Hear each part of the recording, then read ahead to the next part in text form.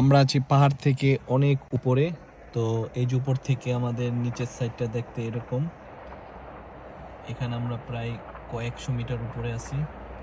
তো এখন যাব ওই বড় বিল্ডিংটার সামনে। তো দেখি নিচ থেকে দেখতে কেমন দেখা যায়। আমরা চলে আসলাম নিচের সাইডে।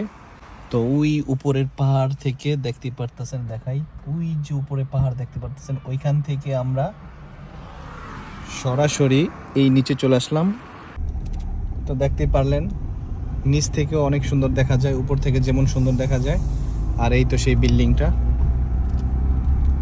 আর এই পাশে আছে সাগর। চলে আসলাম ভিন্ন রকম আরেকটি জায়গায়। তো ভালোই লাগতেছে, হালকা হালকা একটি মিষ্টি মিষ্টি রোদ। আর আমার পিছে দেখতে পারতেছেন এক মহাসাগর। তো এখানে দেখতে পারতেছেন অনেক রকমের কালারের বিল্ডিং।